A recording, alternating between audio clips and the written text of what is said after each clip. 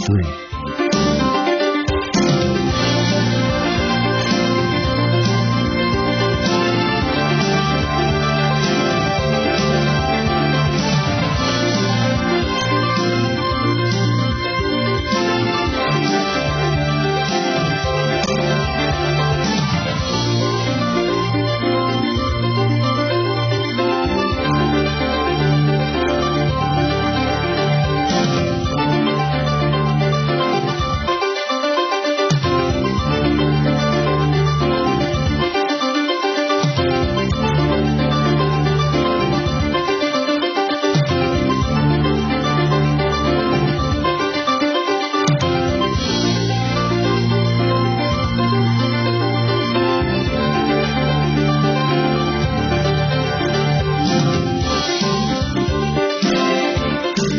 RFA Channel 3.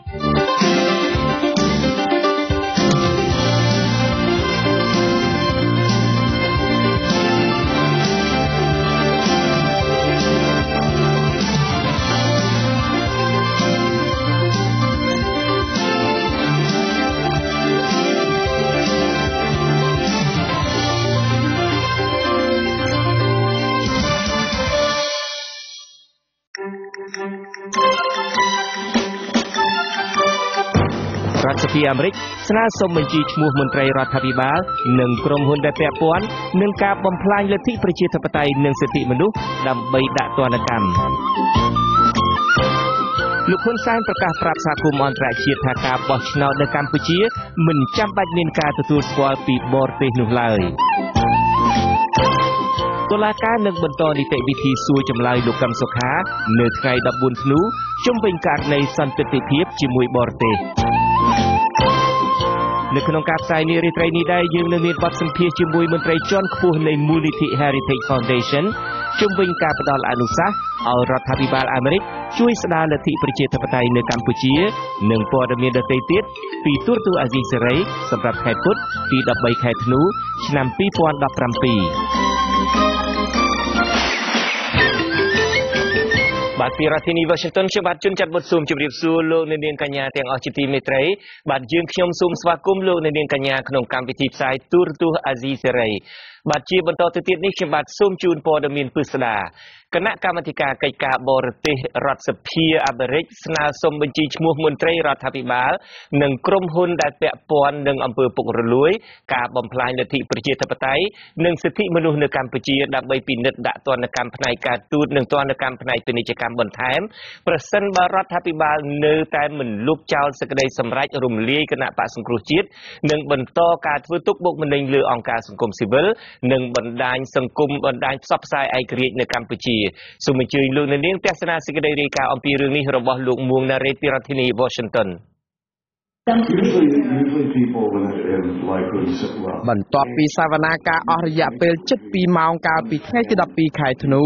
ដើម្បីស្ដាប់សក្ខីកម្មសាកសីសំខាន់មកពីគណៈបក្សសង្គ្រោះជាតិនិងអង្គការសង្គមស៊ីវិលចំនួន2អនុគណៈកម្មាធិការកិច្ចការបរទេសរបស់សហរដ្ឋអាមេរិកបានសម្រេចពិនិត្យមើលទណ្ឌកម្មបន្ថែមទៀតដើម្បីដាក់លើរដ្ឋាភិបាលលោកហ៊ុនសែនក្នុងគោលបំណងធ្វើយ៉ាងណាស្ដារស្ថានភាពដុនដាបបច្ចុប្បន្ននៅកម្ពុជាឡើងវិញដើម្បីកំណត់ទណ្ឌកម្មថ្មីបន្ថែមឲ្យមានប្រសិទ្ធភាពនិងចំគោលដៅអនុគណៈកម្មាធិការរដ្ឋសភានេះស្នើឲ្យសាកសីជួយស្រាវជ្រាវនិងរៀបចំបញ្ជីឈ្មោះមន្ត្រីជាន់ខ្ពស់រដ្ឋាភិបាលនិងក្រុមហ៊ុនទាំងឡាយណាដែលពាក់ព័ន្ធទៅនឹងការធ្វើទុកបុកម្នេញគណៈបក្សសង្គ្រោះជាតិអង្គការសង្គមស៊ីវិលនិងប្រព័ន្ធផ្សព្វផ្សាយឯករាជ្យនៅកម្ពុជាសមាជិកសភាមកពីខាងគណៈបក្សសាធារណរដ្ឋនិងជាសមាជិកគណៈកម្មាធិការនេះលោក Dana Rora Baker សង្កត់ធ្ងន់ថាទណ្ឌកម្មដែលមានប្រសិទ្ធភាពដោយដែលបានអនុវត្តកន្លងមកលើប្រទេសផ្សេងទៀតដែរនោះគឺការដាក់ទណ្ឌកម្មសេដ្ឋកិច្ចលើបុគ្គលនៅក្នុងជួររដ្ឋាភិបាលនិងក្រុមហ៊ុនសជីវកម្មទាំងក្នុងនិងក្រៅប្រទេសទាំងអស់នោះដែលទទួលផលអំពីអំពើពុករលួយពីរបបលោកហ៊ុនសែនទណ្ឌកម្មទាំងនោះរួមមានទាំងការបង្កកនិងរឹបអូសទ្រព្យសម្បត្តិហាមឃាត់ការធ្វើពាណិជ្ជកម្មជាមួយសហរដ្ឋអាមេរិកនិងហាមឃាត់ការធ្វើដំណើរមកកាន់សហរដ្ឋអាមេរិកផងដែរ Now right now there's a lot of for example there's big problems I know of in Cambodia where people បច្ចុប្បន្ននេះយើងឃើញថាបញ្ហាធំជាច្រើនកំពុងកើតមាននៅកម្ពុជារួមទាំងការលួចប្លន់ដីធ្លីពីពលរដ្ឋដោយមន្ត្រីមានអំណាចនិងបកពួកលោកហ៊ុនសែនដូច្នេះយើងត្រូវការបញ្ជីនេះ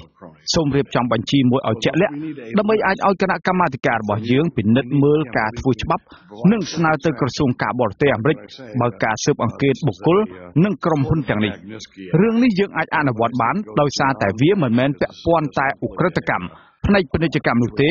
ប៉ុន្តែវាជាឧក្រិដ្ឋកម្មផ្នែកនយោបាយដោយការធ្វើទុកបុកម្នេញនិងសម្លាប់សកម្មជនបកប្រឆាំងផងដែរ ការបង្កក់ទ្រព្យសម្បត្តិនិងហាមឃាត់ការធ្វើពាណិជ្ជកម្មដែលលោក Dana Rora Baker បានស្នើនេះគឺជាផ្នែកមួយនៃច្បាប់ Global Magnitsky Act ដែលត្រូវបានសភាពេញអង្គរបស់សហរដ្ឋអាមេរិកអនុម័តកាលពីខែធ្នូឆ្នាំ 2016 ច្បាប់នេះមានឥទ្ធិពលដាក់ទណ្ឌកម្មបុគ្គលណាក៏ដោយជាតិសាសន៍ណាក៏ដោយដែលរំលោភសិទ្ធិមនុស្សធ្ងន់ធ្ងរគឺបិទទិដ្ឋាការមិនឲ្យចូលសហរដ្ឋអាមេរិកហើយទី2គឺបង្កកទ្រព្យសម្បត្តិរបស់បុគ្គលទាំងនោះដែលដាក់តម្កល់នៅក្រៅប្រទេសចំណុចសំខាន់បន្ទាប់ដែលគណៈកម្មាធិការនេះនឹងពិចារណាដែរគឺការបញ្ឈប់ការអនុគ្រោះពន្ធនាំចេញទំនិញពីកម្ពុជារួមទាំងផលិតផលខាងវិស័យកាត់ដេរជាពិសេសប្រសិនបើលោកហ៊ុនសែននៅតែបន្តទុកឲ្យស្ថានភាពរំលោភសិទ្ធិមនុស្សនិងប្រជាធិបតេយ្យបច្ចុប្បន្នកាន់តែដុនដាបដដែលបែបនេះសមាជិកសភាអាមេរិកមួយរូបទៀតដែលជាសមាជិកគណៈកម្មាធិការនេះដែរគឺលោក Brad Sherman លើកឡើងថាពេលនេះគឺជាពេលដ៏សមស្របបំផុតដើម្បីពិនិត្យមើលទណ្ឌកម្មផ្នែកអនុគ្រោះពន្ធនេះលោកសង្ឃឹមថាសហគមន៍អឺរ៉ុបនិងប្រទេសជប៉ុនក៏នឹងចូលរួមជាមួយសហរដ្ឋអាមេរិកនៅក្នុងការពិនិត្យមើលទណ្ឌកម្មនេះដែរអាស៊ីសេរីបានសម្ភាសមន្ត្រីជាន់ខ្ពស់របស់គណៈបកសង្គ្រោះជាតិនិងជាកូនស្រីច្បងរបស់ប្រធានគណៈបកសង្គ្រោះជាតិគឺកញ្ញាកឹមមនោវិជ្ជានៅក្រៅពេលសវនាការភ្លាមដោយកញ្ញាលើកឡើងនៅវិធានការចំនួន6ចំណុចដែលចង់ឲ្យសហរដ្ឋអាមេរិកជួយធ្វើអន្តរាគមន៍ចំណុចពីរសំខាន់ដែលកញ្ញាស្នើឡើងត្រូវបានគណៈកម្មាធិការនេះព្រមយកទៅពិចារណាដូចខាងលើដោយឡែកចំណុច4ផ្សេងទៀតរួមមានការទាមទារឲ្យអន្តរជាតិដាក់សម្ពាធលើរដ្ឋាភិបាលលោកហ៊ុនសែនឲ្យគោរពតាមស្មារតីនៃកិច្ចព្រមព្រៀងសន្តិភាពទីក្រុងប៉ារីឡើងវិញខ្ញុំបាទមូណារ៉េតអាស៊ីសេរីរដ្ឋធានី Washington បាទលោកនាងជាទីមេត្រីបន្តិចទៀតនេះយើងនឹងមានបទសម្ភាសន៍ផ្ទាល់មួយជាមួយអ្នកស្រី Olivia Enos ដែលជាអ្នកវិភាគផ្នែកគោលនយោបាយរបស់អង្គការមូលនិធិកេរដំណែលពិភពលោក Heritage Foundation ប្រចាំក្នុងរដ្ឋធានី Washington កាលពីថ្ងៃអង្គារ12ម្សិលមិញកញ្ញាបានចូលរួមធ្វើសកម្មកម្មក្នុងអង្គសវនាការរបស់អនុកម្មាធិការអនុគណៈកម្មការទទួលបន្ទុកកិច្ចការបរទេសនៃសភាសហរដ្ឋអាមេរិកជុំវិញស្ថានភាពនយោបាយនៅកម្ពុជានៅក្នុងសវនាការនោះកញ្ញាបានផ្ដល់អនុសាសន៍ជាច្រើនដល់សភាតំណាងរាស្ត្រសហរដ្ឋអាមេរិកឲ្យមានការស្វែងរកការដាក់ទណ្ឌកម្មសេដ្ឋកិច្ចដល់ប្រទេសកម្ពុជាតាមរយៈការបិទប្រព័ន្ធអនុគ្រោះពន្ធនាំចេញសម្ភារបំពាក់មកសហរដ្ឋអាមេរិកនិងបង្កកទ្រព្យសម្បត្តិរបស់មន្ត្រីជាន់ខ្ពស់នៃរដ្ឋាភិបាលលោកហ៊ុនសែនដែលចូលរួមរំលោភសិទ្ធិមនុស្សនិងសម្លាប់លទ្ធិប្រជាធិបតេយ្យនៅកម្ពុជា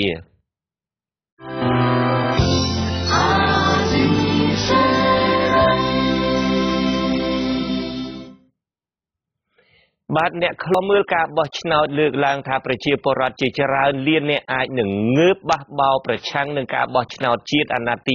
6ឆ្នាំ2018ខាងមុខប្រសិនបើអវត្តមានបកប្រឆាំងដ៏ធំជាងគេការលើកឡើងនេះស្របពេលដែលលោកនាយករដ្ឋមន្ត្រីហ៊ុនសែនប្រកាសនៅថ្ងៃទី13ធ្នូថាការបោះឆ្នោតនៅតែដំណើរការទៅបានទោះបីជាគ្មានវត្តមានបកប្រឆាំងក្តីក្នុងពិធីជួបសំណេះសំណាលជាមួយគណៈកម្មការជាង 10000 នាក់នៅថ្ងៃទី13ខែធ្នូនេះលោកនាយករដ្ឋមន្ត្រីហ៊ុនសែនបានអង្វរឲ្យគណៈកម្មការជួយបោះឆ្នោតឲ្យលោកទៀតទោះបីជាគ្មានការចូលរួមពីគណៈបកប្រឆាំងក្តីតែលោកអះអាងថាការបោះឆ្នោតជាតិឆ្នាំ2018ខាងមុខនៅតែដំណើរការទៅបានលទ្ធិប្រជាធិបតេយ្យសេរីពពកនឹងមិនคล้ายទៅជាចំណាប់ខ្មាំរបស់អ្នកណាមួយទេគ្មានការចូលរួមរបស់អ្នកការបោះឆ្នោតក៏នៅតែធ្វើសំប្រាំទៅឲ្យហើយក៏ត្រូវយល់ឲ្យច្បាស់ពីរដ្ឋធម្មនុញ្ញនៃប្រជាណាចក្រកម្ពុជាអំពីចំណុចដែលចែងថាសភាមានអាណត្តិ5ឆ្នាំសភាមិនអាចរំលាយមុនអាណត្តិបានទេចងចាំកន្លែងនេះឲ្យច្បាស់តែបោះឆ្នោតរួចហើយគឺរួចហើយគ្មានអ្នកណាមានសិទ្ធិរំលាយសភា បាទយ៉ាងណាក៏ដោយចុះអ្នកឃ្លាំមើលការបោះឆ្នោតលើកឡើងថាការបោះឆ្នោតអាចដំណើរការទៅបានដោយការអះអាងរបស់លោកហ៊ុនសែនក៏ប៉ុន្តែពុំមែនជាការបោះឆ្នោតប្រកបដោយសេរីត្រឹមត្រូវនិងយុត្តិធម៌និងមានការទទួលស្គាល់ពីសហគមន៍អន្តរជាតិនិងអន្តរជាតិនោះឡើយអ្នកសម្របសម្រួលផ្នែកអង្គការ Conference លោកកនសាវាងមានប្រសាសន៍ថាប្រសិនបើគ្មានគណៈបកប្រឆាំងចូលរួមនោះរដ្ឋាភិបាលឬគោជបនឹងប្រឈមនឹងបញ្ហាជាច្រើននៅមុនពេលបោះឆ្នោតក្នុងនោះរួមមានការមិនទទួលស្គាល់លទ្ធផលឆ្នោតការកាត់ផ្តាច់ជំនួយដល់គោជបដូចជាសហរដ្ឋអាមេរិកនិងសហភាពអឺរ៉ុបបានប្រកាសផ្អាកជំនួយជាផ្លូវការហើយនឹងជប៉ុនក៏ពិចារណាចំពោះជំនួយដល់គោជបនេះដែរឆ្លើយតបនឹងការផ្តាច់ជំនួយនេះគោជបបានចេញសេចក្តីថ្លែងការណ៍នៅថ្ងៃទី13ខែធ្នូថាគោជបមានការសោកស្ដាយដែលសហភាពអឺរ៉ុបសម្រេចផ្អាកផ្ដល់ជំនួយដល់គោជបហើយថាសហភាពអឺរ៉ុបមិនត្រូវយករឿងរបស់តុលាការនិងបញ្ហានយោបាយមកដោះស្រាយជាមួយនឹងការងារបច្ចេកទេសរបស់គោជបនោះឡើយសហភាពអឺរ៉ុបបានបញ្ជាក់ថាមូលហេតុនៃការសម្រេចផ្អាកជំនួយហិរញ្ញវត្ថុនេះគឺដោយសារតែសេចក្តីសម្រេចរបស់តុលាការកំពូលកាលពីថ្ងៃទី16ខែវិច្ឆិកាក្នុងការរំលាយគណៈបក្សសង្គ្រោះជាតិដែលសហភាពអឺរ៉ុបសង្កត់ធ្ងន់ធ្ងរថាដំណើរការបោះឆ្នោតមួយដែលគណៈបកប្រឆាំងត្រូវបានគេផាត់ចេញតាមទំនឹងចិត្តយ៉ាងដូចនេះលទ្ធផលនៃការបោះឆ្នោតនេះនឹងមិនត្រូវមើលឃើញថាមានភាពស្របច្បាប់នោះឡើយបាទលោកនៅនេះពេលនេះកំពុងតែទស្សនាទូរទស្សន៍អាស៊ីសេរីផ្សាយចេញពីរដ្ឋធានី Washington នៃសហរដ្ឋអាមេរិកចៅក្រមស៊ើបសួរតុលាការក្រុងភ្នំពេញលោកគីរទ្ធីនឹងបន្តនីតិវិធីសួរចម្លើយលោកកឹមសុខាប្រធានគណៈបក្សសង្គ្រោះជាតិពីដំណើររឿងសន្តិភាពជាមួយបរទេសនៅព្រឹកថ្ងៃទី14ខែធ្នូស្អែកនេះការសួរចម្លើយនេះនឹងប្រព្រឹត្តទៅនៅបន្ទប់សាកសួរនៃមណ្ឌលអប់រំកែប្រែទី3ឬពន្ធនាគារត្រពាំង plong ក្នុងខេត្តត្បូងឃ្មុំនេះគឺជាការសាកសួរលើកទី2ហើយក្នុងសំណុំរឿងក្តីនេះបន្ទាប់ពីការសាកសួរដាក់បន្ទុកលើកទី1ប្រមាណជាង20សំណួរកាលពីចុងខែវិច្ឆិកាកន្លងទៅនេះបាទមេធាវីម្នាក់ក្នុងចំណោមមេធាវី8រូបដែលការពារឲ្យលោកកឹមសុខាប្រធានគណៈបក្សសង្គ្រោះជាតិគឺលោកមេធាវីហែមសុជាតិបានឲ្យអាស៊ីសេរីដឹងថាចៅក្រមតុលាការក្រុងភ្នំពេញកន្លងមកបានសួរសំណួរលោកកឹមសុខាចាក់ឆ្ងាយពីបទចោទប្រកាន់និងជាប្រភេទសំណួរដាក់បន្ទុកដែលលោកយល់ថាសំណួរទាំងនោះមិនបានផ្ដល់ភាពយុត្តិធម៌ចំពោះកូនក្តីលោកនិងគោលការណ៍ឯករាជ្យភាពរបស់ចៅក្រមជាដើមលោកមេធាវីបន្តថានៅព្រឹកស្អែកនេះក្រុមមេធាវីនឹងចូលរួមនីតិវិធីសាកសួរនេះប៉ុន្តែនឹងជំទាស់ដាច់ខាតចំពោះសំណួរទាំងឡាយណាដែលខុសពីអង្គហេតុនិងជាប្រភេទសំណួរដាក់បន្ទុកមេធាវីការពារក្តីឲ្យប្រធានគណៈបក្សសង្គ្រោះជាតិម្នាក់ទៀតគឺលោកផែងហេងអះអាងថាលោកក៏នឹងចូលរួមក្នុងដំណើរការនីតិវិធីសួរចម្លើយនេះផងដែរលោកបន្តថាក្រុមមេធាវីនៅតែប្រកាន់ជំហរទាមទារឲ្យតុលាការទម្លាក់ចោលបទប្រឆាំងលោកកឹមសុខាដដែលដោយសារក្រុមមេធាវីយល់ឃើញថាលោកកឹមសុខាមិនបានប្រព្រឹត្តបទល្មើសដោយការចោទប្រកាន់របស់តំណាងអัยការឡើយសម្រាប់ក្រុមមេធាវីរបស់យើងនៅតែគិតថារឿងនេះវាអត់មានបទល្មើសកើតឡើងសម្រាប់អាដាមកឹមសុខាទេហើយពាក្យថាចោទថាសន្តិភាពឬក៏ថាត្រូវរើគ្នាជាមួយបរទេសហ្នឹងរហូតមកទល់ពេលហ្នឹងវាគ្មានបរទេសណាមួយដែលថាមកត្រូវរើជាមួយនឹងគាត់ឬក៏គាត់ទៅរើជាមួយបរទេសមានសកម្មភាពឬក៏មានផែនការឬក៏ស្អីជាមួយគ្នាវាអត់ក្រៅពីសកម្មភាពសម្រាប់គោលការណ៍បោះឆ្នោតតាមជាតបតៃហ្នឹងទៅថាសាលាអីពីរឿងគោលនយោបាយរឿងអីវាមិនមែនជារឿងដែលទៅរៀបចំផែនការក្បត់ឬក៏ផែនការត្រូវរើជាមួយបរទេសបាទកាលពីពេលថ្មីនេះសាលាឧទ្ធរនិងតុលាការកំពូលបានទាត់ចោលបណ្ដឹងរបស់ក្រុមមេធាវីការពារក្តីលោកកឹមសុខាដែលប្តឹងប្រឆាំងនឹងដីកាសម្រេចឃុំខ្លួនលោកកឹមសុខាដោយតុលាការសំអាងថាការសម្រេចឃុំខ្លួននេះគឺជារឿងត្រឹមត្រូវតាមច្បាប់លោកកឹមសុខាត្រូវបានតំណាងអัยការនៃតុលាការក្រុងភ្នំពេញសម្រាប់សម្រេចចោទប្រកាន់ពីបទសន្តិភាពជាមួយបរទេសតាមមាត្រា443នៃក្រមព្រហ្មទណ្ឌដែលអាចប្រឈមនឹងការជាប់ពន្ធនាគារពី15ដល់30ឆ្នាំបើតុលាការរកឃើញថាលោកបានប្រព្រឹត្តបទល្មើសដោយការចោទប្រកាន់មែននោះ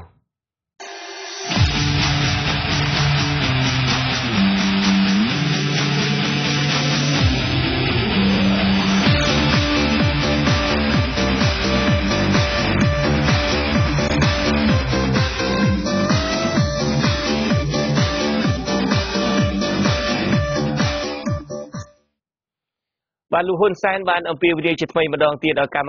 មការនីរោងចក្របោះឆ្នោតឲ្យគណៈបកប្រជាជនកម្ពុជាដើម្បីបន្តកាន់អំណាចតទៅទៀតការអំពាវនាវនេះធ្វើឡើងក្នុងពិធីជួបសំណេះសំណាលជាមួយកម្មការនីនៅតំបន់ទំនប់កោះស្រូវខណ្ឌពោធិ៍សែនជ័យរាជធានីភ្នំពេញនៅព្រឹកថ្ងៃទី13ធ្នូនេះសង្គមស៊ីវិលធ្វើការរឿងបោះឆ្នោតលើកឡើងថាការយកតួនាទីនាយករដ្ឋមន្ត្រីទៅឃោសនារកសម្លេងឆ្នោតគឺធ្វើឲ្យមានភាពច្របូកច្របល់សូមអញ្ជើញលោកនាងទស្សនាសេចក្តីរាយការណ៍របស់លោកជីវិតាអំពីរឿងនេះយើងបន្តការយកចិត្តទុកដាក់ដោះស្រាយការងារធ្វើឲ្យប្រជាពលរដ្ឋកម្ពុជារបស់យើងលោកនាយករដ្ឋមន្ត្រីហ៊ុនសែនអះអាងថារដ្ឋាភិបាលរបស់លោកនឹងខិតខំពង្រីកទីផ្សារការងារនៅក្រៅស្រុកនិងសម្របសម្រួលលក្ខខណ្ឌការងារជាមួយប្រទេសដៃគូឲ្យបានប្រសើរសម្រាប់ឲ្យកម្មករមានឱកាសទទួលបានការងារនិងប្រាក់បៀវត្សឲ្យកាន់តែច្រើនថែមទៀតចំណែកកម្មការនីក្នុងស្រុកវិញលោកបានលើកឡើងពីអត្ថប្រយោជន៍ជាច្រើនដូចជាការដំឡើងប្រាក់បៀវត្សជារៀងរាល់ឆ្នាំនិងអត្ថប្រយោជន៍ជាច្រើនផ្សេងទៀតឆក់ឱកាសនេះលោកនាយករដ្ឋមន្ត្រីហ៊ុនសែនក៏ប្រកាសឲ្យកម្មការនីនិងឪពុកម្ដាយរបស់ពួកគេបន្តបោះឆ្នោតជូនគណៈបកប្រជាជនកម្ពុជាដើម្បីឲ្យលោកមានឱកាសដឹកនាំនាវាកម្ពុជាបន្តទៀតបោះឆ្នោតជ្រើសរើសសមាជិករដ្ឋសភានៅថ្ងៃទី29ខែកក្កដាឆ្នាំ2018ហើយសង្ឃឹមថាក្មួយផ្ទាល់បូកជាមួយឪពុកម្ដាយនិងក្រុមគ្រួសារបន្តបោះឆ្នោតឲ្យគណៈបកប្រជាជននិងបោះឲ្យពូបន្តដឹកនាំតទៅទៀតយើងបានរួមសុខរួមទុក្ខជាមួយគ្នាតាំងពីគ្រាដែលលំបាកបំផុតរហូតមកដល់ដំណាក់កាលនេះលោកនាយករដ្ឋមន្ត្រីហាក់ជឿជាក់ថាការបោះឆ្នោតជ្រើសតាំងតំណាងរាស្ត្រនៅឆ្នាំ2018នឹងនៅតែដំណើរការបើទោះជាសហគមន៍អន្តរជាតិចាត់ទុកថាដំណើរការបោះឆ្នោតខាងមុខនឹងមិនអាចទទួលយកបានប្រសិនបើគ្មានវត្តមានគណៈបកសង្គ្រោះជាតិចូលរួមនោះទេមន្ត្រីអង្កេតការបោះឆ្នោតនៃអង្គការ Conference ឲ្យដឹងថាច្បាប់មិនបានហាមឃាត់ចំពោះការឃោសនាបោះឆ្នោតខុសរដូវកាលនោះទេដែលនេះជាបញ្ហាចន្លោះប្រហោងប៉ុន្តែសម្រាប់លោកនាយករដ្ឋមន្ត្រីគឺគេពិបាកយល់ណាស់ថាតើគាត់និយាយក្នុងទូនីតិអ្វីយើងបែងចែកច្បាស់ថាដូចជានាយករដ្ឋមន្ត្រីតើពេលខ្លះគាត់ក្នុងនាមជាគណៈបកនយោបាយឬមួយក្នុងនាមជាតំណាងរាស្ត្រឬក្នុងនាមរដ្ឋាភិបាលវាពិបាកអញ្ចឹងពេលខ្លះគាត់និយាយក្នុងនាមរដ្ឋាភិបាលផងក្នុងនាមគណៈបកនយោបាយផងអានេះហើយដែលវាជាចំណុចមួយដែលវាមានការច្បល់បញ្ចូលគ្នាណានៅក្នុងការបម្រើនៃប្រជាពលរដ្ឋបាទវាមានបញ្ហាក្នុងហ្នឹងទេការបោះឆ្នោតជ្រើសតាំងតំណាងរាស្ត្រអាណត្តិទី6នឹងប្រព្រឹត្តទៅនៅឆ្នាំ2018ថ្មីនេះសហរដ្ឋអាមេរិកនិងសហគមន៍អឺរ៉ុបបានចេញសេចក្តីថ្លែងការណ៍ផ្អាកការផ្ដល់ជំនួយដល់គណៈកម្មាធិការជាតិរៀបចំការបោះឆ្នោតកោជបបន្ទាប់ពីអាជ្ញាធរក្រុងភ្នំពេញចាប់ប្រធានគណៈបកប្រឆាំងដាក់ពន្ធនាគារនិងរំលាយគណៈបកសង្គ្រោះជាតិខ្ញុំជីវិតាអាស៊ីសេរីបានលោកនៅនឹងជាទីមេត្រីសហជីពសេរីកម្មករអំពាវនាវសូមឲ្យរដ្ឋាភិបាលដោះស្រាយវិបត្តិនយោបាយនៅកម្ពុជាដោយសន្តិវិធីដើម្បីបញ្ជៀសការដាក់ទណ្ឌកម្មសេដ្ឋកិច្ចពីសហរដ្ឋអាមេរិកនិងសហភាពអឺរ៉ុបអនុប្រធានសហជីពលោកម៉ាន់សេងហាក់បានប្រាប់អាស៊ីសេរីតាមទូរស័ព្ទថាសហជីពលោកតំណាងឲ្យកម្មជនតំណាងឲ្យសមាជិកជាង 10,000 នាក់ស្នើរដ្ឋាភិបាលត្រូវស្ដារស្ថានភាពនយោបាយឲ្យវិលទៅរកភាពប្រក្រតីឡើងវិញដើម្បីបន្តទទួលបានការអនុគ្រោះពន្ធទៅលើការនាំចេញផលិតផលក្នុងវិស័យកាត់ដេរនៅកម្ពុជាការលើកឡើងរបស់អនុប្រធានសហជីពសេរីកម្មករលោកម៉ាន់សេងហាក់នេះធ្វើឡើងបន្ទាប់ពីក្រុមសហជីពចំនួន3ដែលគេជឿជាក់ថាជាសហជីពស្និទ្ធនឹងរដ្ឋាភិបាលលោកហ៊ុនសែននៅថ្ងៃទី13ខែធ្នូនេះបានសរសេរលិខិតស្នើសុំទៅស្ថានទូតសហរដ្ឋអាមេរិកនិងសហភាពអឺរ៉ុបឲ្យបន្តទិញសម្លៀកបំពាក់និងអនុគ្រោះពន្ធដល់ការនាំចូលពីប្រទេសកម្ពុជាក្រុមសហជីពទាំង3នេះរួមមានសហព័ន្ធសហជីពមិត្តភាពកម្មករសម្ព័ន្ធសហជីពជាតិនិងសម្ព័ន្ធសហជីពដើម្បីកម្មករមេដឹកនាំសហជីពទាំង3នេះក៏បានបញ្ជាក់ក្នុងលិខិតដដែលថាខ្លួនមានការព្រួយបារម្ភជាខ្លាំងចំពោះស្ថានភាពនយោបាយនាពេលនេះដែលនឹងជះឥទ្ធិពលអាក្រក់មកលើវិស័យកាត់ដេរក្រោយពេលដែលសហរដ្ឋអាមេរិកនិងសហ ភាពអឺរ៉ុបបញ្ឈប់ការអនុគ្រោះពន្ធនៃការនាំចេញផលិតផលកាត់ដេរសម្លៀកបំពាក់ចេញពីកម្ពុជាបញ្ហានេះនឹងនាំឲ្យប៉ះពាល់ដល់ការងារកម្មករនិយោជិតនិងប្រជាពលរដ្ឋខ្មែររាប់លានអ្នកដែលអាស្រ័យផលលើវិស័យកាត់ដេរនេះ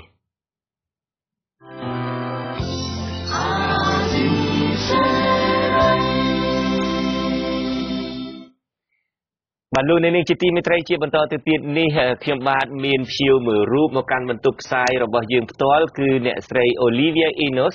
ដែលជាអ្នកវិភាគផ្នែកគោលនយោបាយរបស់អង្គការមូលនិធិគេដំណើរពិភពលោកឬហៅជាភាសាអង់គ្លេសថា Heritage Foundation ប្រចាំក្នុងរដ្ឋធានី Washington បាទកាលពីថ្ងៃអង្គារទី12ម្សិលមិញនេះអ្នកស្រី Enos បានចូលរួមធ្វើជាសក្ខីកម្មក្នុងអង្គសវនាការរបស់អនុកម្មការទទួលបន្ទុកកិច្ចការបរទេសនៃសភាសហរដ្ឋអាមេរិកនៅក្នុងសវនាការនោះអ្នកស្រីបានផ្ដល់អនុសាសន៍ជាច្រើនដល់សភាតំណាងរាស្ត្រសហរដ្ឋអាមេរិកឲ្យមានការស្វែងរកការបង្កកទ្រព្យសម្បត្តិរបស់មន្ត្រីជាន់ខ្ពស់នៃរដ្ឋាភិបាលលោកហ៊ុនសែន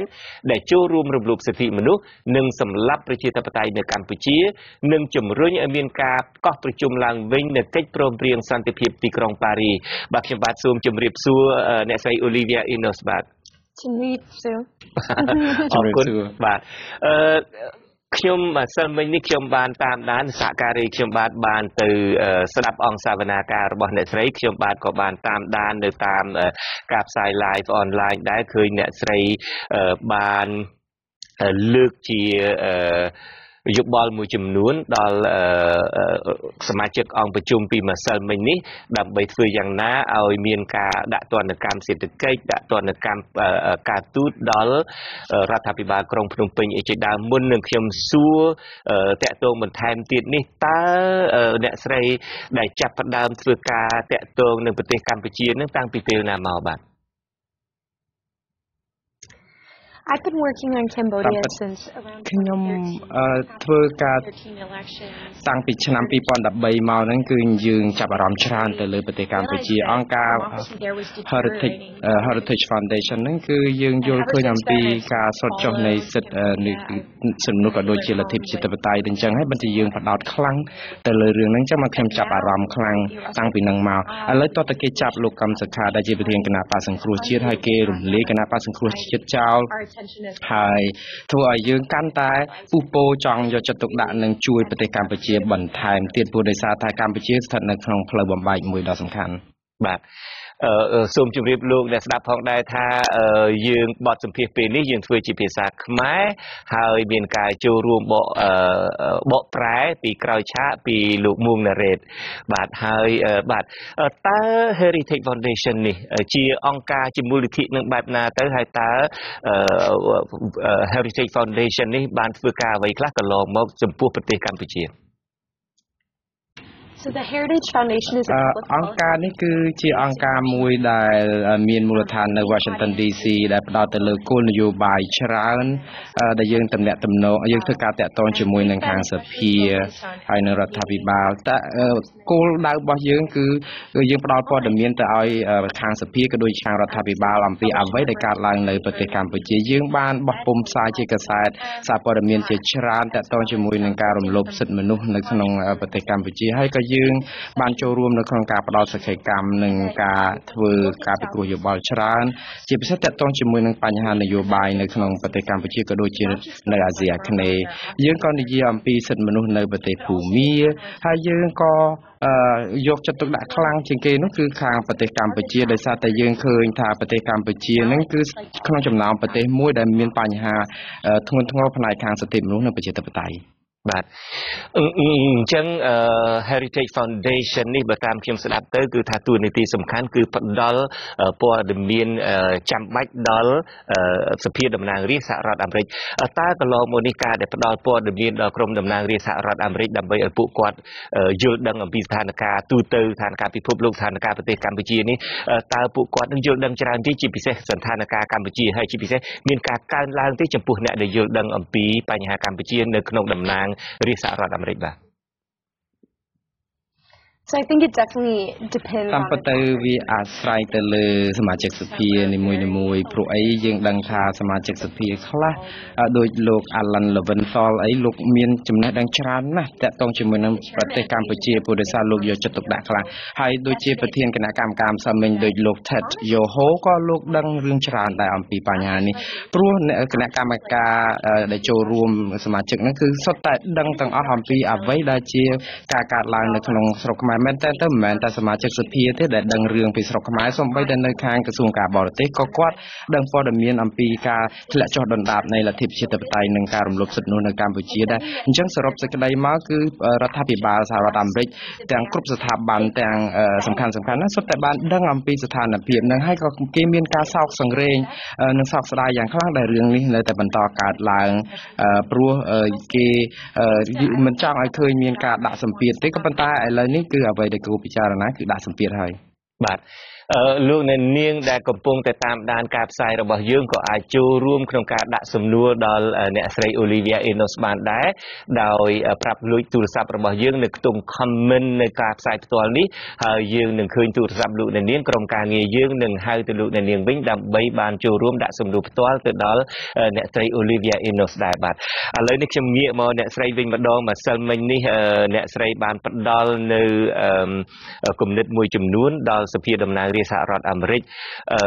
អ្វីដែលខ្ញុំចាប់អារម្មណ៍នោះខ្ញុំបានសម្ភាសអ្នកវិភាគនៅប្រទេសកម្ពុជាមុននេះបន្តិចនៅក្នុងការផ្សាយវិទ្យុហើយលោកបាននិយាយថាគណៈបកនយោបាយនៅប្រទេសកម្ពុជានឹងការពិតនឹងគឺត្រូវតាក់ទងបរទេសទាំងសងខាងនៅខាងរដ្ឋាភិបាលកាន់អំណាចឯនោះគឺតាក់ទងប្រទេសចិនហើយគណៈបកប្រឆាំងនេះកំពុងតែមានយុទ្ធនាការយ៉ាងសស្រាក់សស្រាំក្នុងចំណោមសហរដ្ឋអាមេរិកហើយនិងអង្គការនិងពិភពលោកខាងលិចមួយចំនួនតើអ្នកស្រីគិតថានៅពេលដែលលោកនាយករដ្ឋមន្ត្រីដែលជាមេគណៈបកកាន់អំណាចនឹងតាក់ទងមហាអំណាចមួយនៅប្រទេសចិនបែបនេះតើគាត់គួរខ្វល់ខ្វាយទេនៅពេលដែលមហាអំណាចយៈមួយនៅក្នុងអាស៊ីដែលមានបង្ហាញជំហរគាត់ពីក្រោយហើយតើឥទ្ធិពលនៃលោកខាងលិចឥទ្ធិពលនៃសហរដ្ឋអាមេរិកបែបណាទៀតដើម្បីឲ្យអាចមានប្រៀបទៅលើលោកនាយករដ្ឋមន្ត្រីហ៊ុនសែនបានមានប្រៀបទៅលើមហាអំណាចចិនបាននៅអាស៊ីនោះដើម្បីឲ្យគាត់ងាកមកដើរផ្លូវត្រូវវិញ Well, there's certainly no doubt តាមពិតទៅជាការពិតគឺប្រទេសចិនមានឥទ្ធិពលនៅលើប្រទេសកម្ពុជាគាត់ថាឥទ្ធិពលហ្នឹងគឺវាមានភាពអវិជ្ជមានច្រើនណាស់ព្រោះអីដោយសារតែអ្វីដែលហ៊ុនសែនលោកហ៊ុនសែនកំពុងតែរំលាយគណៈបកសង្គ្រោះជាតិហើយចាប់លោកកម្មសខាដាក់ពន្ធនាគារបែរជាប្រទេសចិនហ្នឹងមកគ្រប់គ្រងនៅក្នុងនេះមែនតើខ្ញុំមិនជាខ្វល់ខ្លាំងពីរឿងប្រទេសចិនទេអ្វីដែលខ្ញុំគិតថាយកចិត្តទុកដាក់ខ្លាំងហ្នឹងគឺរឿងឥទ្ធិពលរបស់សហរដ្ឋអាមេរិកក៏ដូចជានឹងសហគមន៍អឺរ៉ុបក៏ដូចប្រទេសជប៉ុនដែរព្រោះប្រទេសសំខាន់ទាំងអស់នេះហើយគឺមានឥទ្ធិពលខ្លាំងនៅប្រទេសកម្ពុជាទាំងផ្នែកសេដ្ឋកិច្ចនិងនយោបាយដូច្នេះឥទ្ធិពលរបស់ប្រទេសចិនគឺមានតែភាពអវិជ្ជមានភាគច្រើនដូច្នេះបើយើងមើលឃើញអំពីកិច្ចព្រមព្រៀងសន្តិភាពទីក្រុងប៉ារីសគឺបានកំណត់ច្បាស់ហើយថាប្រទេសម្ចាស់ហត្ថលេខី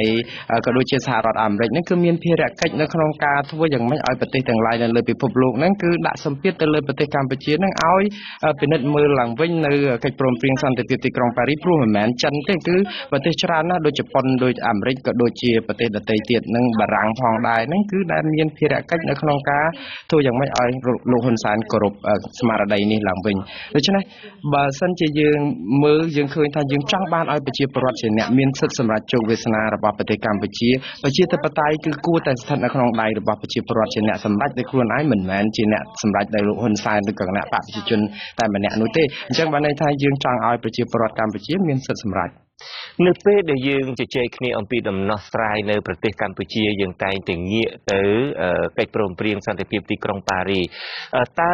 អ្វីត្បិតតែទាំងអស់គ្នាពីឥឡូវនេះយើងមានមតិពីរជាសំខាន់ពីខាងលោកនាយករដ្ឋមន្ត្រីហ៊ុនសែនពីខាងគណៈបកកណ្ដាលអំណាចថាកិច្ចព្រមព្រៀងនឹងស្លាប់បាត់ទៅហើយអត់មាន relevant អីតទៅទៀតទេហើយពីខាងក្រៅឯនេះវិញថានៅតែមាន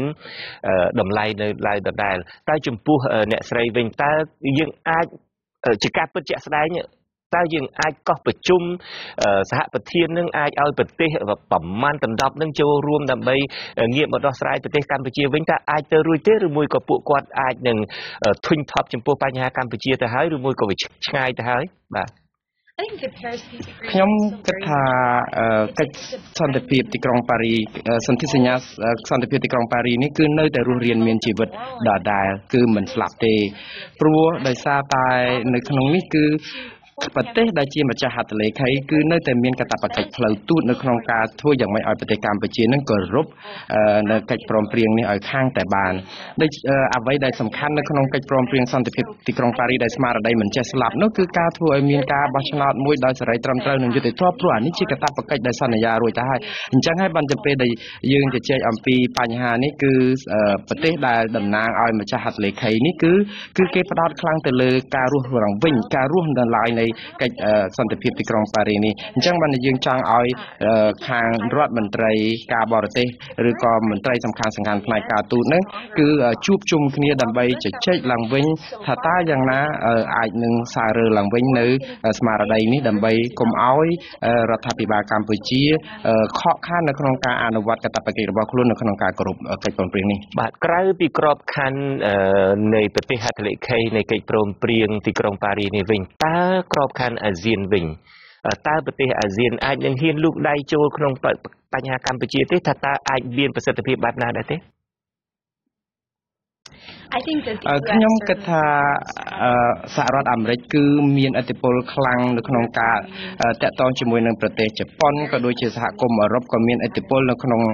ប្រទេសអាស៊ានដែរអញ្ចឹងនៅក្នុងនេះសរុបសេចក្តីមកគឺប្រទេសទាំងអស់នេះក៏យល់ឃើញដូចគ្នាថានៅអាស៊ានគឺប្រទេសកម្ពុជាកំពុងមានស្ថានភាពសិទ្ធិមនុស្សនិងប្រជាធិបតេយ្យធ្លាក់ចុះយ៉ាងខ្លាំងហើយប្រទេសកម្ពុជាខ្លួនឯងប្រជាពលរដ្ឋកម្ពុជាខ្លួនឯងហ្នឹងក៏ពិនិត្យមើលទៅសហរដ្ឋអាមេរិកដែរថាមានទូនីតិនៅក្នុងការជួយ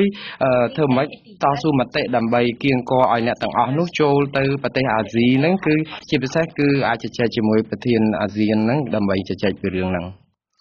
អំបញ្ញមិញនេះខ្ញុំស្ដាប់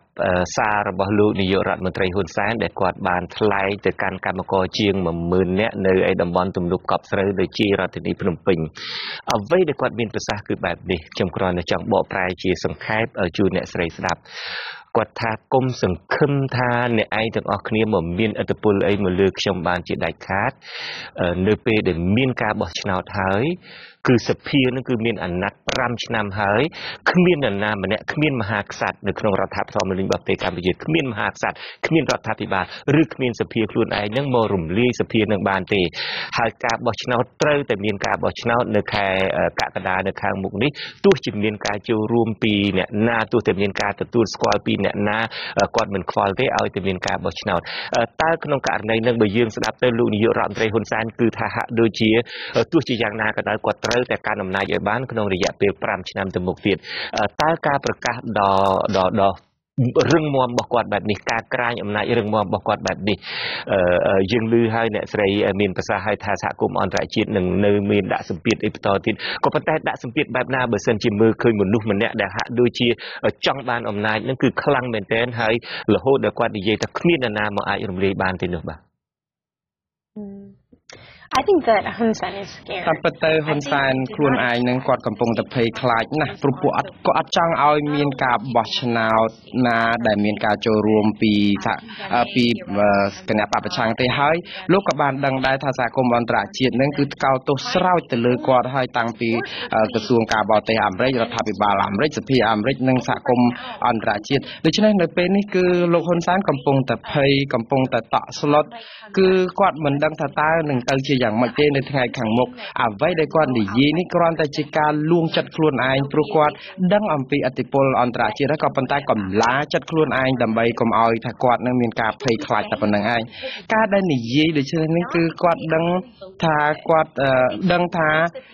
វានឹងមានឥទ្ធិពលខ្លាំងពីសហរដ្ឋអាមេរិកឬក៏ពីសហគមន៍អន្តរជាតិនៅក្នុងប្រទេសកម្ពុជាប៉ុន្តែគាត់ភ័យគាត់ចេះថាទៅ អ្នកស្រីហាក់ដូចជាមើលធ្លុះបេះដូងមើលធ្លុះសម្បកក្រៅរបស់លោកនាយករដ្ឋមន្ត្រីហ៊ុនសែនការពិតមិនចម្លែកទេខ្ញុំក៏ធ្លាប់ឮគេនិយាយច្រើនដែរថាអ្វីដែលលោកនាយករដ្ឋមន្ត្រីហ៊ុនសែនមានប្រសាសន៍ពីខាងក្រៅមិនប្រកាសជាចេញពីដួងចិត្តទេបាទចំពោះអ្នកស្រីថាគាត់ខ្លាចបើសិនជាគាត់ខ្លាចបែបនេះតើមានអីទៅទៀតដែលអាចធ្វើឲ្យគាត់ខ្លាចជាងនឹងតទៅទៀតI think the next តាមពិតទៅជំហានបន្ទាប់គឺត្រូវតែបង្កើន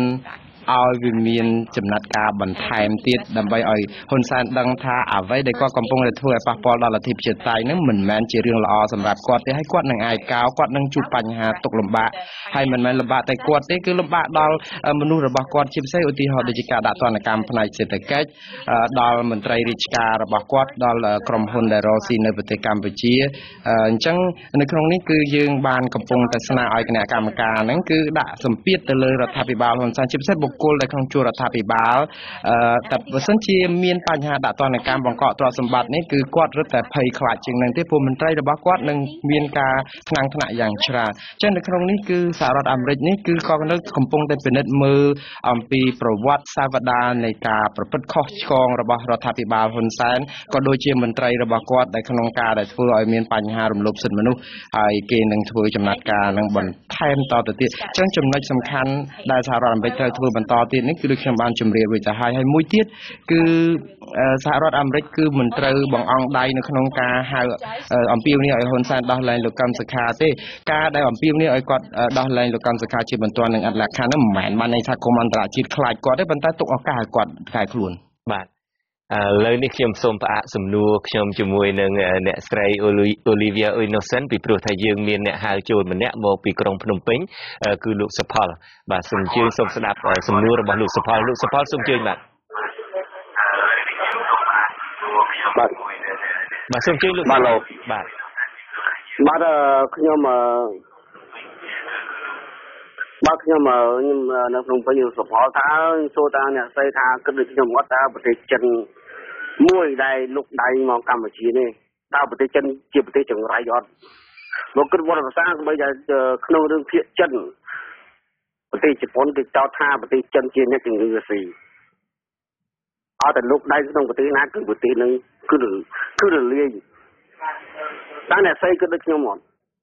ខ្ញុំគិតថាចឹងបាទហៅឡូបាទអរគុណលោកសុផលមានតែសំណួរប៉ុណ្ណឹងទេបាទណែបាទខ្ញុំសួរតែអ្នកស្រីតើគិតដូចខ្ញុំគាត់ថាប្រទេសចិនជាប្រទេសចង្រៃអ្នកជំងឺស្អីអត់បា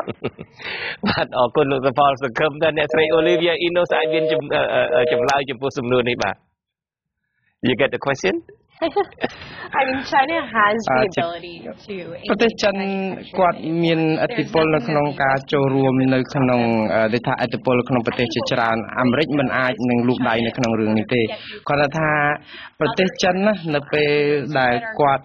ចូលរួមគ្រប់គ្រងប្រទេសណាជាពិសេសដូចក្នុងប្រទេសកម្ពុជាថាតើគាត់គ្រប់គ្រងលទ្ធិប្រជាធិបតេយ្យនៅកម្ពុជាយ៉ាងម៉េចកើតបើប្រទេសចិនជាប្រទេសកុម្មុយនីសដែលគ្មានលទ្ធិប្រជាធិបតេយ្យទេអញ្ចឹងនៅក្នុងន័យនេះគឺយើងកំពុងតែសង្ឃឹមទៅលើសហគមន៍អន្តរជាតិដើម្បីឲ្យតាក់ទងជាមួយនឹងប្រទេសចិនឲ្យរដ្ឋាភិបាលហ៊ុនសែនកែខ្លួនបាទក្នុងវិជ្ជាជីវៈខ្ញុំជាអ្នកកាសែតនេះខ្ញុំបានធ្វើការ undercover ជាបន្លំខ្លួនដើម្បីចូលយកព័ត៌មានមួយចំនួនធំដែរតាក់ទងទៅនឹងវិស័យកាត់ដេរនៅប្រទេសកម្ពុជានេះយើងបានដឹងថាចំនួនកម្មករកាត់ដេរនៅប្រទេសកម្ពុជាគឺជិត1លាននាក់គឺ70,000នាក់នៅពេលដែលខ្ញុំបានចូលទៅរាយការណ៍អំពីវិស័យកាត់ដេរនៅប្រទេសកម្ពុជានេះឃើញថាជួនកាលការកាត់ដេរនេះបើសិនជាដេរនៅប្រទេសកម្ពុជាទាំងស្រុងតែម្ដងតាំងពីកណាត់ទៅទេរហូតដល់ចេញជាខោអាវតែម្ដងហ្នឹងគឺភាគច្រើនហ្នឹងសុទ្ធតែរបស់មិនមែនជា brand name ទេរបស់យកទៅលក់នៅត្រឹមហាង Walmart ឬមួយក៏ហាង Target អីទេដែលធ្វើនៅប្រទេសដេរនៅប្រទេសកម្ពុជាទាំងស្រុងចំពោះbrand ដែលថ្លៃដូចជា Polo ដូចជា Tommy ឬមួយ Calvin Klein អីជាដើមបើតាមដែលខ្ញុំបានទៅរាយការណ៍ឲ្យតាមទៅមើលផ្ទាល់គឺថា 99% គឺដេរនៅប្រទេសចិនហើយដឹកទាំង គីបទាំងគីបមកទាំងកប៉ាល់មកដល់ប្រទេសកម្ពុជាគ្រាន់តែដាក់លាវអាវឬមួយគ្រាន់តែភ្ជាប់ផ្លាកអីបន្តិចទួយទេដូច្នេះយើងឃើញថាកម្មករនៅប្រទេសចិនហ្នឹងក៏ធ្វើការច្រើនណាស់ដើម្បីផលិតសម្ភារៈហ្នឹងផលិតខោអាវហ្នឹងដើម្បីឆ្លងកាត់ប្រទេសកម្ពុជាយកឈ្មោះប្រទេសកម្ពុជាដើម្បីឲ្យយកឈ្មោះអនុគ្រោះពន្ធហ្នឹងយកមកបញ្ចេញដល់សហភាពអឺរ៉ុបឬមួយក៏អាមេរិកជាដើមដូច្នេះប៉ះសិនបើមានការដាក់ទណ្ឌកម្មទៅលើពន្ធនាំចេញនឹងមិនអនុគ្រោះពន្ធនឹងទេមិនមែនតែប្រទេសកម្ពុជាផ្ទាល់នឹងទេក៏ប៉ះពាល់ដល់ប្រទេសចិនដែរព្រោះក្រៅតែពីដេនៅប្រទេសចិនអាសម្ភារៈដើមមកនឹងវត្ថុធាតុដើមមកនឹងមានកណាត់មានគ្រឿងម៉ាស៊ីនដេជាដើមនឹងក៏ផលិតនៅបរទេសដែរតើអ្នកស្រីគិតថាតើប្រទេសចិននឹងអាចនឹងមានឥទ្ធិពលអីបែបណាដើម្បីបញ្ញាក់អារម្មណ៍លោកនាយករដ្ឋមន្ត្រីហ៊ុនសែនដែរទេក្រៅតែពីប្រកាសជាផ្លូវការប្រកាសគាត់ថាជួយនៅពីក្រោយក៏ប៉ុន្តែអាចពីក្រោយឆាកដែរទេអាចមើលធ្លុះដល់ពីក្រោយឆាកនឹងដែរទេអាចមានលទ្ធភាពនឹងដែរទេបាទ I personally think that it's ខ្ញុំគិតថានៅដំណាក់កាលនេះគឺ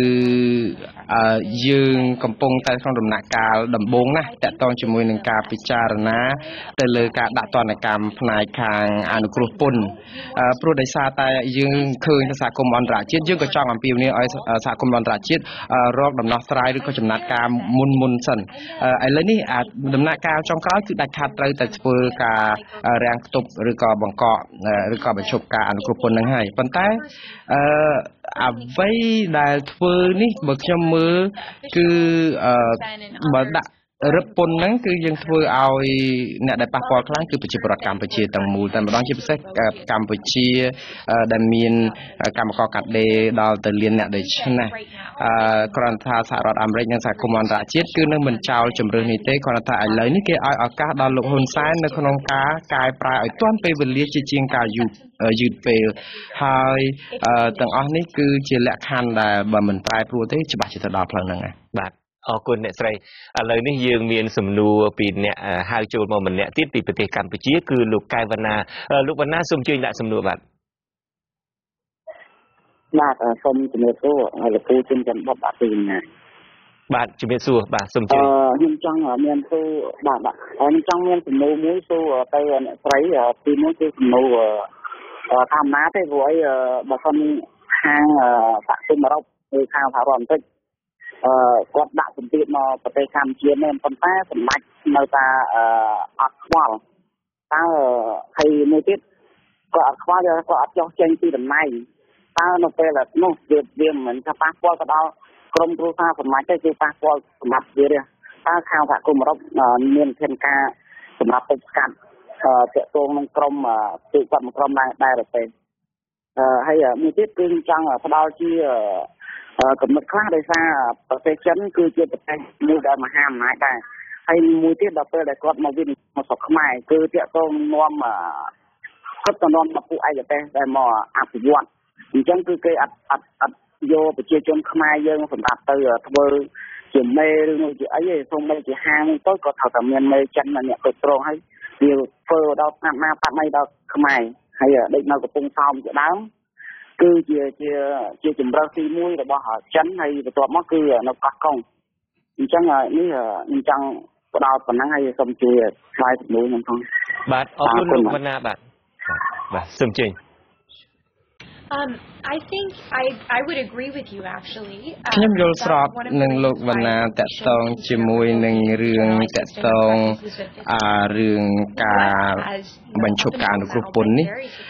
ព្រោះមកដល់ពេលនេះសហរដ្ឋអាមេរិកនឹងគឺគ្រប់គ្រងប្រទេសកម្ពុជាប្រជាពលរដ្ឋកម្ពុជាខ្លាំងណាស់ព្រោះតាំងតែពីក្រោយរបបខ្មែរក្រហមមកគឺសហរដ្ឋអាមេរិកនឹងគឺជួយបានច្រើនហើយគាត់មិនដែលនឿយណាយនៅក្នុងការបន្តជួយទេអញ្ចឹងទេបានថាអ្វីដែលសហរដ្ឋអាមេរិកនិងសហគមន៍អន្តរជាតិត្រូវបន្តធ្វើបន្តទៀតនេះគឺយើងត្រូវមើលទៅលើបុគ្គលដែលនៅក្នុងជួររដ្ឋាភិបាលជាន់ខ្ពស់ជាពិសេសការដែលបង្កក់វីសាឬក៏ដូចថាបិទវីសាទិដ្ឋាការហ្នឹងហើយឬក៏អាចដល់ថ្នាក់ដូចបុគ្គលនិងក្រុមហ៊ុនដទៃទៀតបង្កក់ទ្រព្យសម្បត្តិដែលគាត់រកស៊ីនៅស្រុកក្រៅដកហូតយកមកវិញដោយសារតែពាក់ព័ន្ធជាមួយនឹងបញ្ហា រំលោភសិទ្ធិមនុស្សនិងប្រជាធិបតេយ្យអញ្ចឹងនៅក្នុងនេះគឺនៅក្នុងក្របខ័ណ្ឌសហរដ្ឋអាមេរិកហើយនិងសហគមន៍អន្តរជាតិដទៃទៀតគេអាចធ្វើដូច្នេះបានដូចជារឿងច្បាប់ Magnitsky Act អីអញ្ចឹងគឺជាតកតងជាមួយនឹងការដាក់មន្ត្រីទាំងនោះក្នុងបញ្ជីខ្មៅហើយបញ្ជីខ្មៅនេះគឺមិនមែនមានឥទ្ធិពលតិចទេមានឥទ្ធិពលខ្លាំងណាស់ទោះបីជាការរាំងខ្ទប់រឿងបញ្ហាអនុគ្រោះពន្ធនឹងវាល្អក៏ប៉ុន្តែអានេះក៏មានឥទ្ធិពលខ្លាំងមុននឹងដែរការពិតខ្ញុំមិនសូវយល់ប្រមាណទេអំពីប្រព័ន្ធចរាចរណ៍លុយជាដើមប៉ុន្តែអ្នកស្រីមានប្រសាសន៍ថាលុយទាំងឡាយណាក៏ដោយក៏ត្រូវតែចរាចរណ៍ឆ្លងកាត់សហរដ្ឋអាមេរិកដែរដូច្នេះបើសិនជាសហរដ្ឋអាមេរិកចាប់ផ្ដើមអនុវត្តនៅអ្វីដែលគេហៅថា Magnitsky Act ហ្នឹងគឺថាអាចប៉ះពាល់ច្រើនណាស់ដល់សហភាពដល់ប្រទេសកម្ពុជាមន្ត្រីមួយចំនួននៅប្រទេសកម្ពុជាThat's correct. So basically ត្រឹមត្រូវហើយបាទតាមពិតទៅនៅក្នុងនេះរាល់ចរាចរណ៍បញ្ហាហិរញ្ញវត្ថុហ្នឹងគឺឆ្លងសហរដ្ឋអាមេរិកនៅពេលដែលឆ្លងសហរដ្ឋអាមេរិកនិងបរិយាញូវយ៉កដូច្នេះគឺបានន័យថាសហរដ្ឋអាមេរិកគឺមានលទ្ធភាពនៅក្នុងការបង្កករាល់ទ្រព្យសម្បត្តិទាំងអស់នោះអញ្ចឹងបានន័យថាម្ចាស់ក្រុមហ៊ុនឬក៏បុគ្គលដែលមានទ្រព្យសម្បត្តិនៅក្នុងជួររដ្ឋាភិបាលលោកហ៊ុនសែនគឺនឹងអាចរងការបង្កកទ្រព្យសម្បត្តិនេះបានយ៉ាងងាយអញ្ចឹងនៅក្នុងនេះគឺជាអ្វីដែលជាជំហានបន្ទាប់ទៀតដែលយើងកំពុងតែអំពាវនាវឲ្យសហគមន៍អន្តរជាតិក៏ដូចជាសហរដ្ឋអាមេរិកជាពិសេសហ្នឹងគឺពិចារណានៅក្នុងការដាក់ទណ្ឌកម្មនេះដើម្បីឲ្យលោកហ៊ុនសែនរៀងចាលបាទខ្ញុំបកមកការបារម្ភរបស់លោកកៅវណ្ណាវិញម្ដងអ្នកស្រីមានប្រសាសន៍ថានឹងខិតខំធ្វើយ៉ាងណាក៏ដោយការដាក់ទណ្ឌកម្មសេដ្ឋកិច្ចទណ្ឌកម្មការទូតនេះក៏ដោយចុះគឺថាព្យាយាមកាត់បន្ថយកុំឲ្យប៉ះពាល់ដល់ជីវភាពរបស់ប្រជាពលរដ្ឋសាមញ្ញទូទៅនឹងគឺថាឲ្យប៉ះពាល់តែមន្ត្រីជាន់ខ្ពស់ទេក៏ប៉ុន្តែឧបមាថាបើសិនជាធ្វើឲ្យប៉ះពាល់ដល់មន្ត្រីជាន់ខ្ពស់នៅពេលដែលពួកគាត់មានការលំបាកនៅពេលដែលពួកគាត់ប៉ះពាល់ហើយគាត់ដាក់គំនាបទៅលើប្រជាពលរដ្ឋទៅក៏មិនមានន័យថាផលវិបាកនឹងមិននៅតែជះដល់ប្រជាពលរដ្ឋខ្មែរដែរ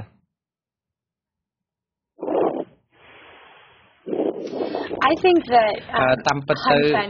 ដូចខ្ញុំថាហ៊ុនសែនគាត់មិនបថុយទេមិនបថុយនៅពេលដែលមានការដាក់ទណ្ឌកម្មបែបនេះទេព្រោះយើងមើលហើយនៅកូរ៉េខាងជើង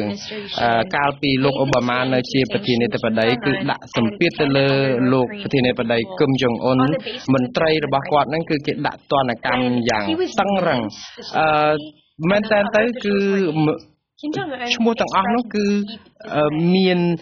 នៅក្នុងបញ្ជីដែលគេដាក់ទណ្ឌកម្មគឹមចុងអ៊ុនកាលពេលនោះគឺគាត់មួម៉ៅខ្លាំងមែនតើគឺគាត់ខឹងដោយសារអីដោយសារសម្ពាធនឹងគឺវាប៉ះពាល់ខ្លាំងដល់ហេដ្ឋារចនាសម្ព័ន្ធមន្ត្រីរាជការដែលមានការថ្នាំងថ្នាក់ដូចគ្នានៅឯប្រទេសកម្ពុជាដែរលោកហ៊ុនសែននឹងច្បាស់ជាទប់ទល់នឹងមន្ត្រីរបស់គាត់ដែលក្រោកបះបោតវ៉ាដោយសារតែមានបញ្ហាដែលធ្វើបាប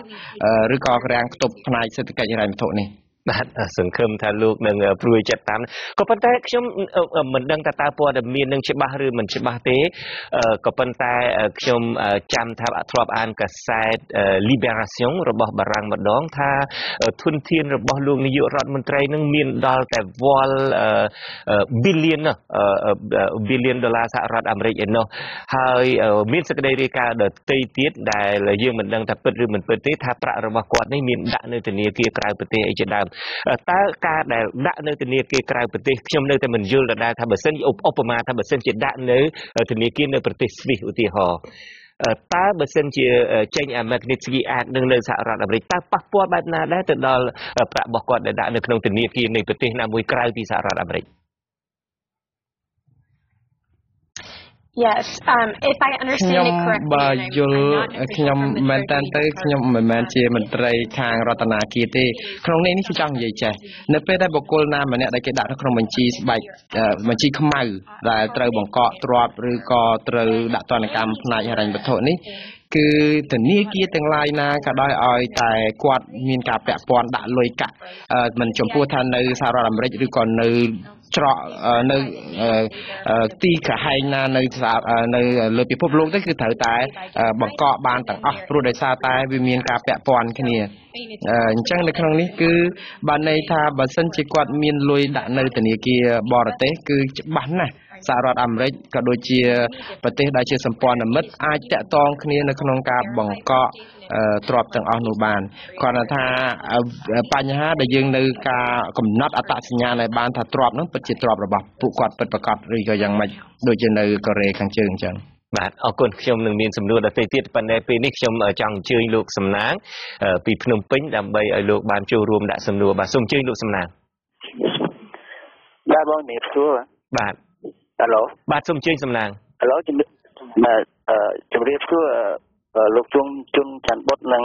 អ្នកស្រីផងវាអត់ស្គាល់ឈ្មោះអូលីវីបាទហើយ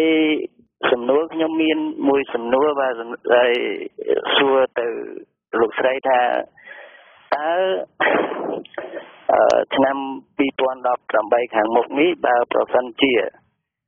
គណៈបកសង្គ្រោះជាតិមិនបានចូលរួមការបោះឆ្នោតក្នុងឆ្នាំ2018នោះទេ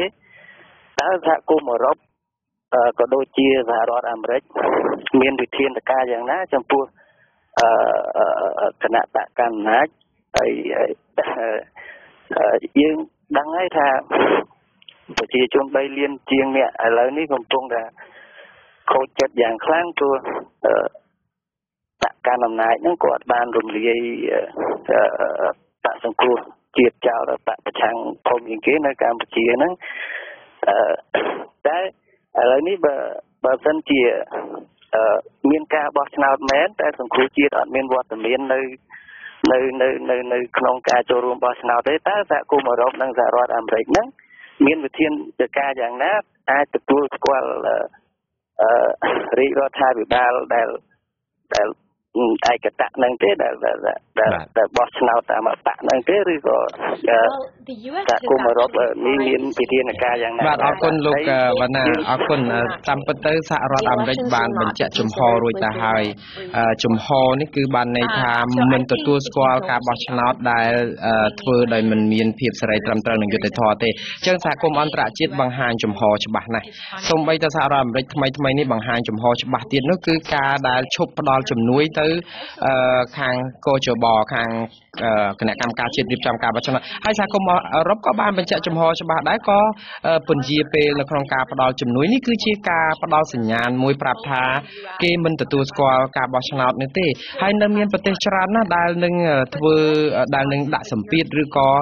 ប្រកាសថាមិនទទួលស្គាល់ការដែលរៀបចំការបោះឆ្នោតបែបនេះប្រទេសដទៃទៀតក៏នឹងមិនផ្ដល់ប្រាក់ជំនួយទៅដល់កោជបការដែលមិនផ្ដល់ប្រាក់ជំនួយទៅដល់អង្គការបោះឆ្នោតបែបនេះគឺជាសារប្រាប់ថាគេមិនទទួលស្គាល់រួចទៅហើយបើមិនទទួលស្គាល់ហ្នឹងហើយបានជាគេផ្ដាច់ជំនួយបែបនេះដូច្នេះអ្វីដែលហ៊ុនសែនត្រូវដឹងគឺគាត់ត្រូវតែរៀបចំឲ្យប្រជាពលរដ្ឋទាំងអស់គ្នានឹងមានសិទ្ធិបញ្ចេញមតិមានសិទ្ធិសម្រាប់ជោគវាសនារបស់ខ្លួនដោយខ្លួនឯងព្រោះអីអ្វីដែលកើតឡើងនៅសប្តាហ៍ថ្ងៃនេះគឺសហរដ្ឋអាមេរិកគិតថាវាមិនជាការត្រឹមត្រូវនៅក្នុងដំណើរប្រជាធិបតេយ្យទេព្រោះវាក្បត់ឆន្ទៈរបស់ប្រជាពលរដ្ឋខ្លួនឯងអញ្ចឹងបានថាអ្វីដែលសហគមន៍អន្តរជាតិចង់បានក៏ដូចជាសហរដ្ឋអាមេរិកចង់បានចង់ឲ្យកម្ពុជាបើកចំហឡើងវិញបាទអរគុណអ្នកស្រីអូលីវីខ្ញុំសួរសំណួរមួយនេះមិនដឹងតើវាហួសពីលទ្ធភាពនៃអង្គការ Heritage Foundation ឬយ៉ាងណាទេក៏ប៉ុន្តែខ្ញុំក៏នឹងសួរយ៉ាងណាក៏ដោយក៏នឹងសួរសំណួរនេះដែរអ្នកស្រីមានប្រសាសន៍ថាតួនាទីរបស់ Heritage Foundation នេះគឺផ្ដល់ចំណេះដឹងដល់សមាជិកសភាអាមេរិកកាំងដើម្បីឲ្យយល់ដឹងពីស្ថានភាពនៃប្រទេសណាមួយដើម្បីឲ្យពួកគាត់រៀបចំគោលនយោបាយត្រឹមត្រូវយើងឮពីសភាតំណាងរាស្ត្រសហរដ្ឋអាមេរិកផ្ទាល់តែម្ដងថាពួកគាត់នឹងក៏ខិតខំបន្តទៀតដើម្បីនាំមុខក្នុងការដាក់ទណ្ឌកម្មសេដ្ឋកិច្ចដាក់ទណ្ឌកម្មការទូតដើម្បីចាប់បង្ខំឲ្យអ្នកកាន់អំណាចនៅប្រទេសកម្ពុជាធ្វើការយ៉ាងណាដើម្បីស្ដារឡើងវិញនៅភាពប្រក្រតីការដែលពួកគាត់ខំសហការនឹងគឺមានតាំងពីសហភាពអឺរ៉ុបប្រទេសមហាអំណាចធំមានប្រទេសជប៉ុនអីជាដើមតើ Heritage Foundation មានងាកទៅដល់ប្រទេសទាំងអស់នឹងទៀតទេជួយផ្ដល់ចំណេះវិជ្ជាជួយផ្ដល់ដឹងពីស្ថានភាពពិតនៅប្រទេសកម្ពុជាដល់ប្រទេសទាំងនោះដែរទេដើម្បីឲ្យពួកគាត់បានយល់ដឹងបន្ថែមទៀតទេ Sure. So at Heritage we តាមពិតទៅនៅក្នុងអង្គការរបស់យើងនេះគឺយើងមានលទ្ធភាពនៅក្នុងការជួបមន្ត្រីជាច្រើនណាស់មន្ត្រីហ្នឹងគឺមន្ត្រីរដ្ឋាភិបាលមិនមែនតែអាមេរិកទេមន្ត្រីរដ្ឋាភិបាលផ្សេងទៀតដែលយើងអាចនឹងជួបជាកិច្ចជំនួបឯកជនឬក៏កិច្ចជំនួបផ្លូវការដែលអង្គការរបស់យើងនេះគឺនៅតែបន្តកិច្ចការងារនេះដែលយើងចំណុចបន្តគឺយើងនឹងឲ្យពួកគាត់ជួយបន្ថែមពីស្រុកខ្មែរបាទឥឡូវនេះសំណួរដែលយើងទាំងអស់គ្នាចង់ឮជាពិសេសអ្នកដែលចង់ឲ្យមានស្ថានភាពប្រកបដីនៅប្រទេសកម្ពុជាឡើងវិញហ្នឹងថាតើក្រៅតែពីវិធានការមួយចំនួនដែលខ្ញុំបានឮនឹងគឺថាមានការមិនទទួលស្គាល់ការបោះឆ្នោតមានការមិនជួយផ្ដល់ជំនួយបច្ចេកទេសដល់ការបោះឆ្នោតមានការបង្កក់ទ្រព្យសម្បត្តិមានការបំបិទទិដ្ឋាការអីហ្នឹងតើសហរដ្ឋអាមេរិកឬពិភពលោកគួរធ្វើអ្វីថែមទៀតដើម្បីជួយស្ដារស្ថានភាពនៅប្រទេសកម្ពុជា Well, I think, in the event ខ្ញុំគិតថាបើសិនជាមានការបោះឆ្នោតឆ្នាំ2018ដោយការគ្រោងទុកប៉ុន្តែស្ថានភាពបច្ចុប្បន្ននៅតែដដែលសហគមន៍អន្តរជាតិនឹងមិនសុខចិត្តឲ្យស្ថានភាពនឹងនៅអញ្ចឹងទេព្រោះប្រជាពលរដ្ឋកម្ពុជាមិនអាចនឹងបង្ហាញចំហឬក៏ឆន្ទៈរបស់ខ្លួនបានត្រឹមត្រូវទេបើសិនជាស្ថានភាពនេះហើយការដែលគេធ្វើបន្តនោះមិនមែនតែរឿងហិរញ្ញវត្ថុឬការទប់ស្កាត់ឬក៏ការដាក់ទណ្ឌកម្មផ្នែកហិរញ្ញវត្ថុហ្នឹងទេគឺមានច្រើនតទៅទៀតឥឡូវនេះសហរដ្ឋអាមេរិកនេះកំពុងតែធ្វើកិច្ចការជាមួយនឹងសហគមន៍អន្តរជាតិរកមើលដំណោះស្រាយឬក៏ការឆ្លើយតបជាបន្ទាន់តាក់ទងជាមួយនឹងការបង្កើតឲ្យជាមានក្រុមទំនាក់ទំនងមួយផ្នែកខាងប្រទេសកម្ពុជានឹងតែម្ដងដើម្បីឲ្យសាររបស់សហគមន៍អន្តរជាតិនឹងអាចលឺទៅដល់រដ្ឋាភិបាលបានលឿនដើម្បីឲ្យគាត់ដោះស្រាយបញ្ហានេះបានឆាប់នឹងទាន់ពេលវេលាកុំឲ្យអូសបន្លាយយូរនាំឲ្យមានការប៉ះពាល់ដល់ការបោះឆ្នោតជាតិនៅពេលខាងមុខអញ្ចឹងនៅក្នុងដំណាក់កាលនេះគឺចង់ឲ្យរដ្ឋាភិបាលនឹងរៀបកែសម្រួលឲ្យបានលឿនមុននឹងគៀបដល់មួយឆ្នោតបាទពេលវេលាក៏ហើយខ្ញុំបាទក៏សូមអរគុណដល់អ្នកស្រី Olivia Enos ដែលបានចូលមកផ្ដល់ការវិភាគហើយទស្សនៈរបស់អ្នកស្រីហើយនឹងគោលការណ៍មួយចំនួនដែល Heritage Foundation កំពុងតែប្រកាន់យកដើម្បីជួយស្ដារស្ថានភាពនៅប្រទេសកម្ពុជាបាទខ្ញុំបាទសូមអរគុណសូមជម្រាបលាបាទ